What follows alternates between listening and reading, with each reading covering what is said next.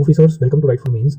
आज हम the Indian express के जो एक्सपीरियंस सेक्शन है उसमें से जो एक इंपॉर्टेंट आर्टिकल है वो पिक करने वाले हैं। काफी इंपॉर्टेंट है आपकी जीएस जो 3 है इकोनॉमिक सेक्शन और ज्योग्राफी का जो सेक्शन है और एग्रीकल्चर और ज्योग्राफी का जो सेक्शन है उसमें काफी इंपॉर्टेंट रहने वाला है।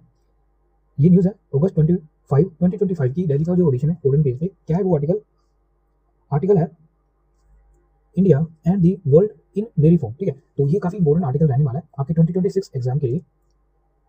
क्वेश्चन क्या है बेसिकली थोड़ा रीड करते हैं क्या है जो स्टेटमेंट है।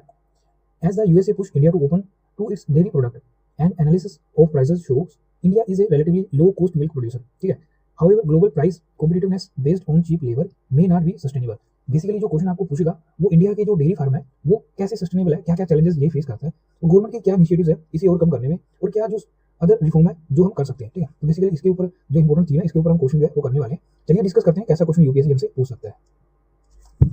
क्वेश्चन है India is the world largest milk producer, yet its dairy sector faces sustainability challenges. Analyze the key issues and suggest reforms. Also highlight major government initiatives addressing these concerns. 250 word में हम answer करने वाले हैं। काफी important question है dairy farm के ऊपर।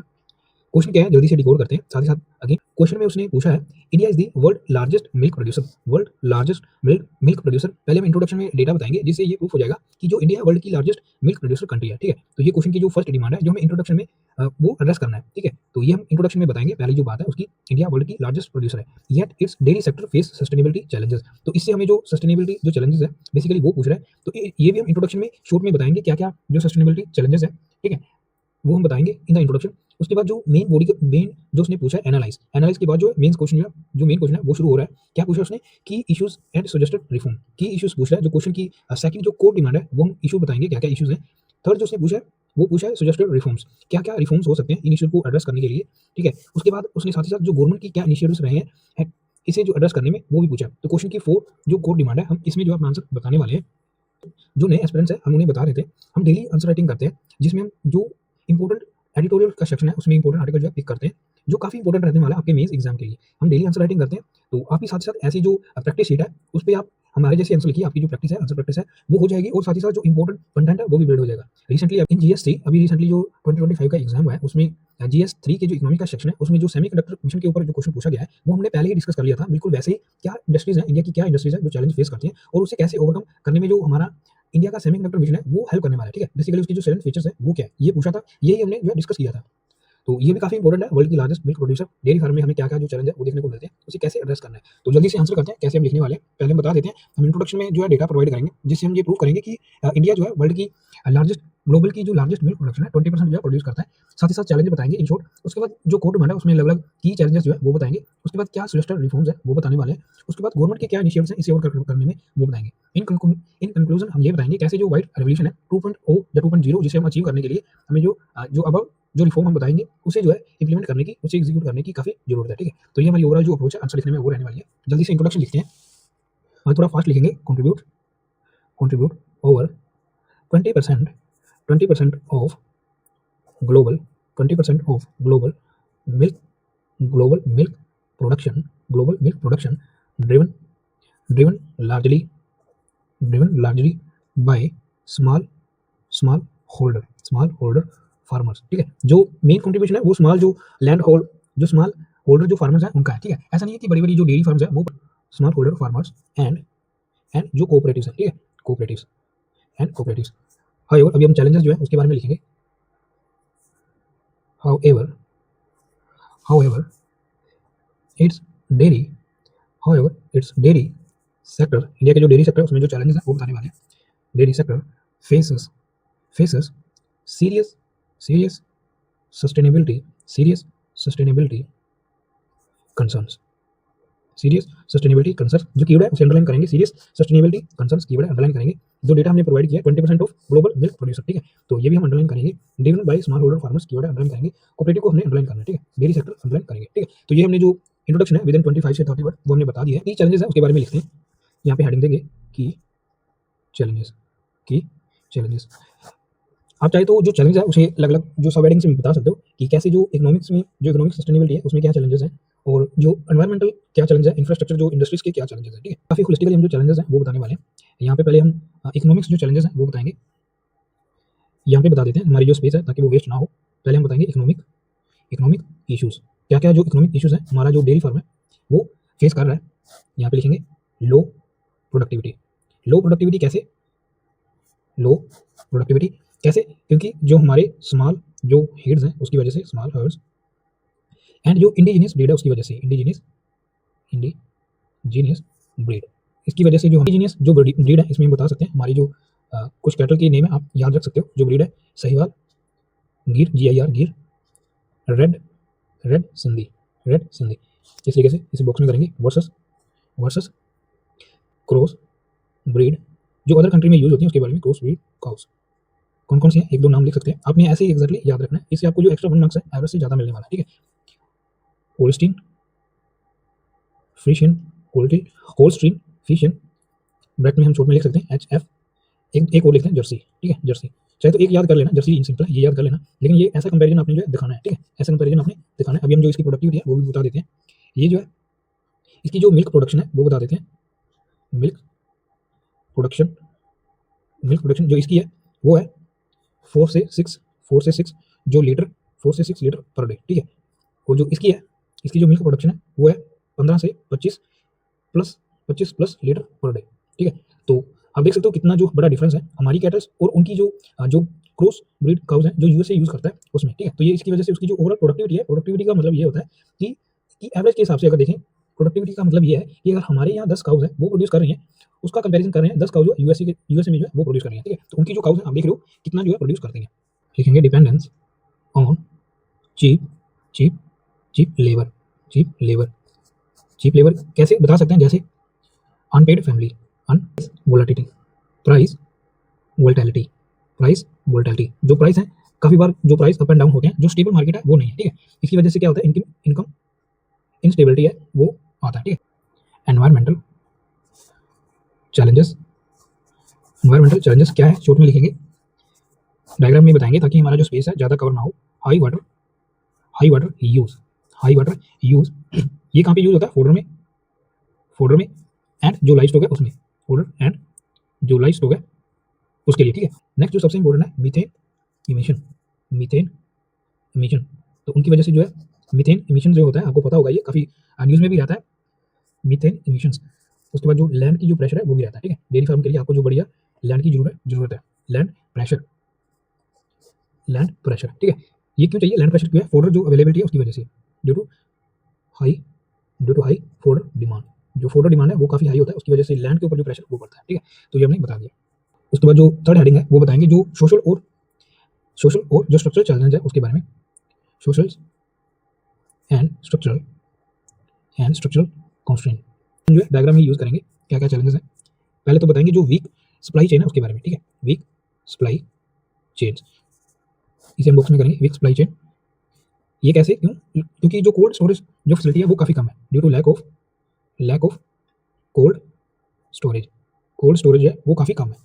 उसके बाद सेकंड जो बताएंगे, जो प्रोसेसिंग जो लेवल है वो काफ़ी कम है, ठीक है। जो इंडस्ट्री में हमें चैलेंज देखने को मिलता है, लो प्रोसेसिंग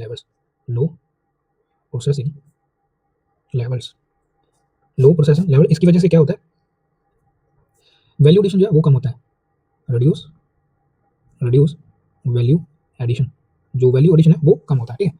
और एक जो सबसे बड़ा जो चैलेंजेस है, जो आज के समय में जो यूथ है वो नहीं चाहता है ऐसी जो एक्टिविटी में इन्वॉल्व, जो है ऐसी जो एक्टिविटी है उसमें जो यूथ है वो इन्वॉल्व नहीं होना चाहता, तो ये भी हम चैलेंजेस में लिखेंगे, ठीक है। Youth disengagement. अभी हम जो रिफॉर्म्स हैं वो बताने वाले हैं, क्या रिफॉर्म्स हैं वो हो सकते हैं, यहाँ पे हेडिंग देंगे measures can be taken, bracket में लिखेंगे रिफॉर्म्स। आप जो है सजेस्टेड रिफॉर्म्स वो भी हेडिंग यूज कर सकते हो, लेकिन हम आपको वो सजेस्ट नहीं करेंगे, ऐसा क्यों, क्योंकि अभी आप एस्पिरेंट्स हो, ठीक है। अभी जो सजेशन वो मांग रहे हैं, अभी आप उस लेवल पे नहीं हो कि जैसे जो ऑफिसर्स हैं वो सजेस्ट कर रहे हैं, ठीक है। अभी हम एस्पिरेंट्स हैं, तो हमारी जो लैंग्वेज होने वाली है वो हम ऐसे यूज करेंगे ताकि इवैल्यूएटर को ये बढ़िया लगे, ठीक है। हमारा जो एटीट्यूड है, हमारी जो आंसर राइटिंग है उसमें जो है नजर आता है, तो हम जो measures can be taken bracket में रिफॉर्म लिखेंगे तो ये बढ़िया लगेगा, सजेस्टेड रिफॉर्म लिखेंगे तो ये थोड़ा हाई हो जाता है लैंग्वेज में। तो आप कोशिश करिए ऐसी जो न्यूट्रल स्टेटमेंट है, न्यूट्रल जो हेडिंग्स है वो यूज करिए, ठीक है। इसमें आपका जो राइट एक्सप्रेशन है वो नजर आएगा, ठीक है। नेक्स्ट अभी हम जो मेजर्स है उसके बारे में लिखेंगे, फर्स्ट पॉइंट बताएंगे, अभी यहाँ पे हम पॉइंट्स में लिखेंगे, ठीक है। आप भी ऐसे करना, कहीं पे आप नंबर में यूज करना, कहीं पे आप पॉइंट लिखना और कहीं पे आप पैराग्राफ जो है वो यूज करना, इससे आपकी जो आंसर की जो वैरायटी है उस आंसर में जो है वैरायटी आएगी, ठीक है, डाइवर्सिटी आएगी अगर जो आंसर लिखना है उसमें। तो अभी हम इस जो पहले हम वही बताएंगे जो ब्रीड इंप्रूवमेंट है उसकी हमें जरूरत है, breed improvement, breed improvement and veterinary care to raise productivity. तो हमने जो कंपैरिजन पीछे बताया था, तो वैसा ही हमें जो करने की जरूरत है, ब्रीड जो इम्प्रूवमेंट है उसे करने की जरूरत है, और जो वेटरनरी केयर है उसे, इससे हमारा जो प्रोडक्टिविटी है वो इंक्रीज हो जाएगा। सेकंड पॉइंट बताते हैं मैकेनाइजेशन। ठीक है, जो डेयरी फार्म है उसमें मैकेनाइजेशन की काफी जरूरत है, ताकि हमारी जो हमारा जो प्रोसेस और जो सप्लाई चेन है वो इंक्रीज हो सके। ठीक है, mechanization and digitalization of farm processes mechanization की वर्ड अंडरलाइन करेंगे वो डिजिटलाइजेशन। ठीक है, तो ये आपने इन जनरल जो स्पेसिफिक पॉइंट है वो ऐड करने हैं। नेक्स्ट बताएंगे और जो रिफॉर्म है उसके बारे में लिखेंगे। स्ट्रेंथन जो कोऑपरेटिव जो सिस्टम है उसे हमें जो है स्ट्रेंथन करने की जरूरत है। कोऑपरेटिव्स एंड जो लिंक्स हैं स्मॉल फार्मर के उसके लिए। ठीक है, लिंक फार्मर्स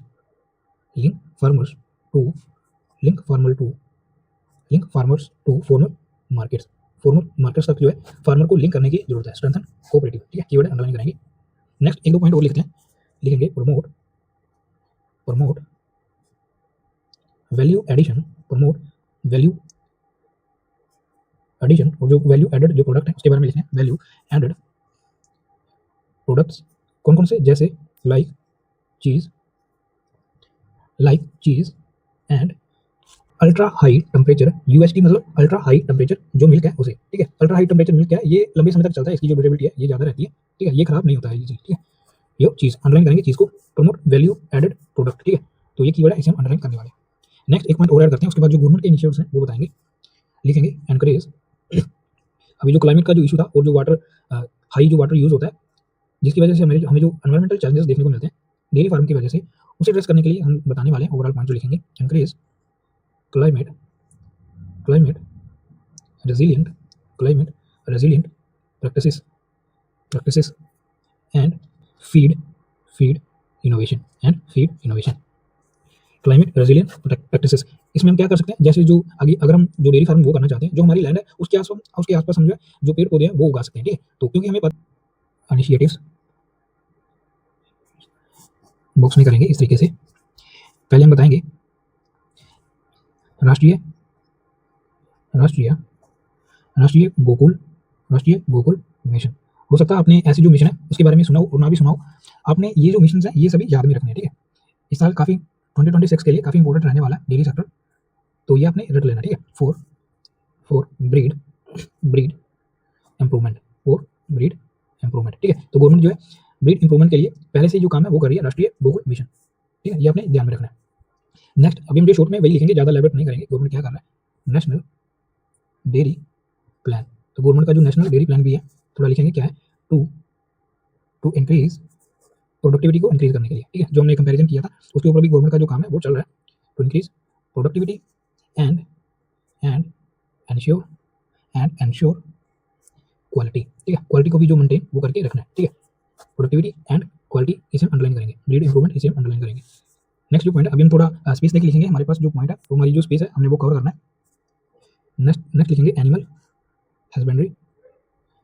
हस्बेंड्री इंफ्रास्ट्रक्चर। जो हमने इंफ्रास्ट्रक्चर चैलेंजेस बताए थे उसे ओवरकम करने के लिए गवर्नमेंट जो है क्या कर रहा है वो बताने वाले हैं।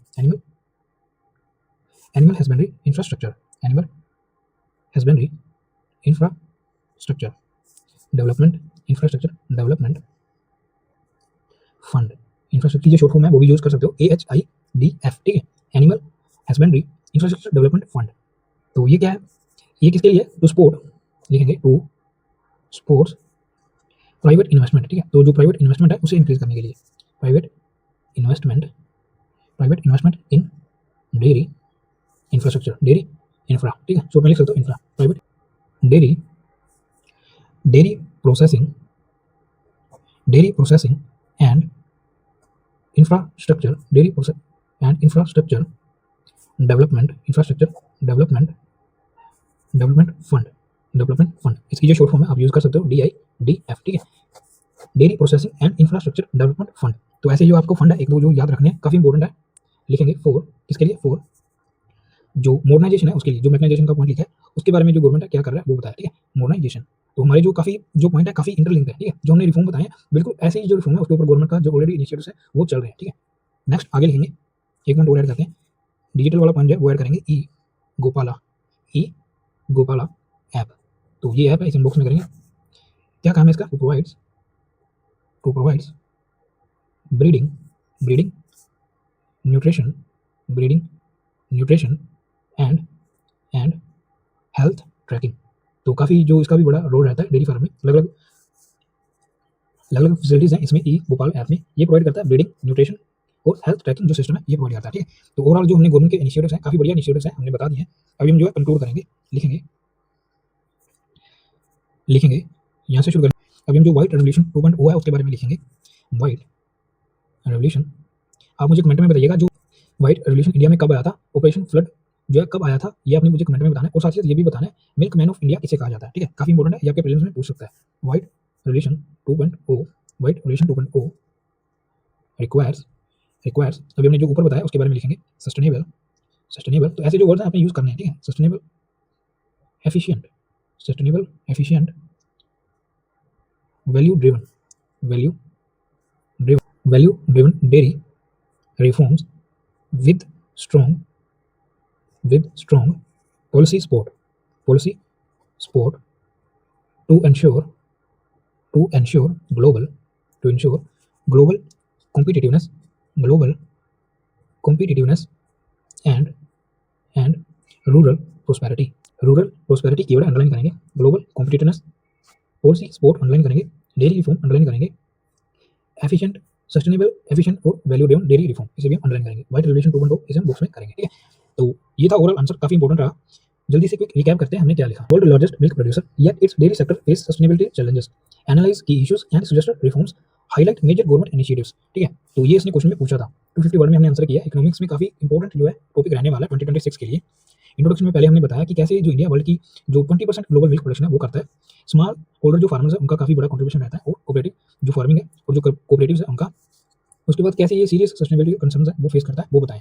उसके बाद हमने जो पॉइंट्स में बताए, जैसे इकोनॉमिक्स में क्या इशू हमें देखने को मिलता है, लो प्रोडक्टिविटी, वो डिपेंडेंस रहता है चीप लेबर के ऊपर, और प्राइस वोलेटिलिटी है वो देखने को मिलता है, जिसकी वजह से जो इनकम है इंस्टेबिलिटी वो काफी रहता है। तो लो प्रोडक्टिविटी में हमने जो कंपैरिजन भी बताया, कैसे जो हमारी इंडिजीनियस जो लाइव स्टॉक्स हैं, जैसे सहीवाल, गिर, रेड सिंधी, इनका जो मिल्क प्रोडक्शन है वो 4 से लेकर 6 लीटर पर डे रहता है। लेकिन जो क्रॉस ब्रीड काउज जैसे फॉर्म में यूज होती हैं वो है होल्स्टीन, फ्रेस्टीन, एचएफ, जर्सी, ठीक है। तो ऐसे आपकी जो नेम है आपने याद रखना है पर डे, ठीक है, 15 से 25 लीटर पर डे। तो ये आपने कंपैरिजन जो है याद रखना है। चार्जेस क्या रहेंगे? हाई वाटर यूज होता है फॉर लाइव स्टॉक की वजह से, मीथेन एमिशन होता है, ठीक है, जिसकी वजह से जो क्लाइमेट चेंज है वो होता है। लैंड प्रेशर रहता है हाई फॉर जो डिमांड है उसकी वजह से। उसके बाद जो सोशल स्ट्रक्चरल कंस्ट्रेंट है वो बताएं, जिसमें हमने बताया वीक सप्लाई चेन रहता है, क्योंकि लैक ऑफ कोल्ड स्टोरेज उसकी जो फैसिलिटीज है काफी कम है, जिसकी वजह से हमारा जो मिल्क है वो काफी लॉस भी होता है उसमें, ठीक है, जल्दी जो है खराब हो जाता है। कोल्ड स्टोरेज जो फैसिलिटीज है ना होने की वजह से ज्यादा दूर तक ट्रांसपोर्ट नहीं हो पाता है, ठीक है। तो ये काफी बड़ा पॉइंट है कोल्ड स्टोरेज वाला, जो आपने जरूर लिखना है। लो प्रोसेसिंग लेवल, ठीक है, हमारा जो वैल्यू एडिशन है वो भी काफी कम है। यूथ डिसएंगेजमेंट, रिफॉर्म्स है हमने बताए, पहले ब्रीड इंप्रूवमेंट करना चाहिए, वेटरनिटी केयर है ताकि हमारी जो प्रोडक्टिविटी है ओवरऑल वो इंक्रीज हो सके, मैकेनाइजेशन और डिजिटलाइजेशन उसकी जरूरत है, कोऑपरेटिव और जो फार्मर के लिंक्स हैं उसे स्ट्रेंथन करने की जरूरत है ताकि जो फॉर्मल मार्केट है उनकी जो रीच है वहां तक पहुंच पाए। उसके बाद वैल्यू एडेड जो प्रोडक्ट है जैसे चीज़ और अल्ट्रा हाई टेम्परेचर जो मिल्क है, ताकि उनकी जो ड्यूरेबिलिटी है इजीली खराब ना हो पाए, ये करना चाहिए। उसके बाद हमने जो क्लाइमेट रेजिलियंस प्रैक्टिसेस हैं और फीड इनोवेशन है इसके ऊपर ध्यान देना चाहिए। Last but not list government के इनिशिएटिव्स हैं वो बताएं। राष्ट्रीय गोकुल मिशन है उसके बारे में बताया, कैसे ब्रीड इंप्रूवमेंट के ऊपर काम जो है वो चल रहा है। नेशनल डेयरी हमारा प्लान भी है, वो इंक्रीज करने के लिए प्रोडक्टिविटी एंड इंश्योर क्वालिटी, ठीक है। Animal husbandry infrastructure development fund है जो दिया जाता है, सपोर्ट किया जाता है जो प्राइवेट इन्वेस्टमेंट करना चाहते हैं डेयरी फार्म में, तो उसे डेयरी फार्म में जो इन्वेस्टमेंट है उसे इंक्रीज करने के लिए जो AHIDF ये फंड प्रोवाइड किया जाता है गवर्नमेंट के द्वारा। उसके बाद जो DIDF जो फंड है dairy processing and infrastructure development, ये दिया जाता है टू मॉडर्नाइजेशन, ठीक है, जो मॉडर्नाइजेशन जो टूल्स हैं जो यूज होते हैं इक्विपमेंट्स जो है प्रोसेसिंग में, उसके लिए फंड दिया जाता है, ठीक है। उसके बाद जो ई गोपाल ऐप है डिजिटल, तो उसके बाद ई गोपाला जो ऐप है काफी इंपॉर्टेंट है, वो provide breeding, nutrition and health tracking system, ठीक है। उसके बाद जो व्हाइट रेवोल्यूशन 2.0 अगर हम चाहते हैं तो हमें जो सस्टेनेबल, एफिशिएंट और वैल्यू ड्रिवन डेयरी रिफॉर्म चाहिए, तो strong policy support ensure global competitiveness and rural prosperity. तो ये था हमारा ओवरऑल आंसर। आई होप आपको ये अच्छा लगा होगा। Thanks for watching.